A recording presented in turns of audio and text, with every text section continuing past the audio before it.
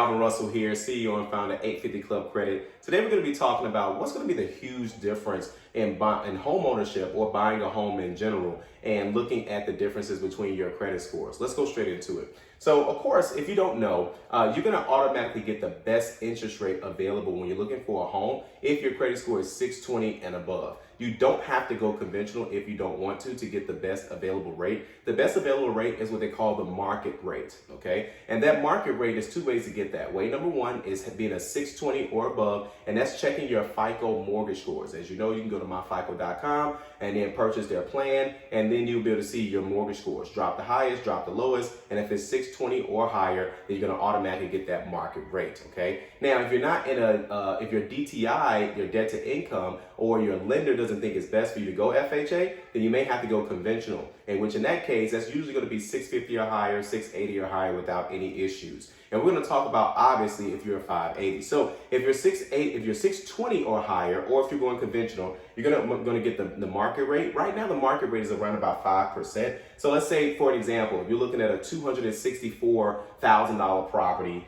and it has, let's say, it has $6,000 in taxes, okay? And so just gonna give you guys the numbers. The price is $265, okay? That means if you're putting down 3.5%, that's gonna be $92.75 for a down payment. They're going 30 years at 5% with property taxes of $6,068. And homeowners insurance is about $1,250. If you want more homeowners insurance or a little bit less, feel free to talk to an insurance representative and they'll let you know if you have the right coverage amount.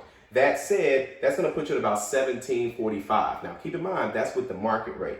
If you are a 580, you may not be able to get the market rate, and that's going to put you at usually about a point higher, maybe about 0.25 higher. So if the market rate is around about 6%, about 5%, you're going to be around about 6.25. And instead of your payment being about $1,745, you're actually going to be at $1,947. So that's a huge difference, about almost $200 more, simply because you bought a home at a 580. Now, again, it's not the end of the world. You can always improve your credit score and refinance. If you're looking to have a personal game plan on what you need to do, not only to qualify for homeownership, but if you already bought a home or you already bought a car, whatever you're looking to do and you want to refinance that, we can most definitely help you accomplish that, okay? Just reach out to us and we'll be more than happy to help you. If you like this video, like it. If you want to share it, share it. And as always, be sure to subscribe as we have nothing but great content on the way. Thank you guys so much. Have a great day.